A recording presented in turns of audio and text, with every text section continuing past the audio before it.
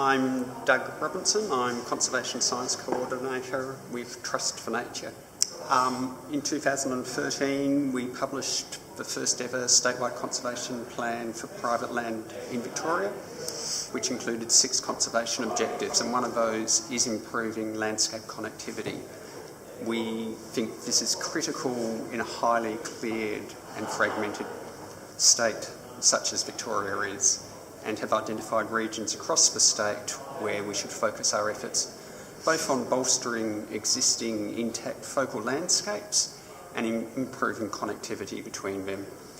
We think this works at multiple scales. We're thinking about expanding and making habitats more viable in the long term. We're thinking about enabling migratory movements and seasonal movements. But we're also thinking about connectivity in the context of climate change and the fact that we have to provide more opportunities for animals and plants to disperse over time. We wish the Central Victorian Biolinks every success.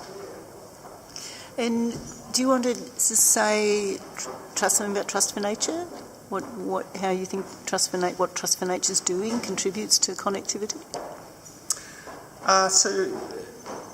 So as part of our statewide conservation plan, one of our key outcomes from that plan was to identify 12 focal landscapes across Victoria, which include significant biodiversity areas on private land. These are now our focus for conservation, but within those landscapes there's many highly depleted vegetation communities or poorly connected communities, so our focus is on restoring habitats throughout those landscapes. And increasingly we've recognised that our role is not just to support protection of high quality intact vegetation as it is, but also to protect and secure areas that have been identified as critical in the long term for restoration to create biolinks.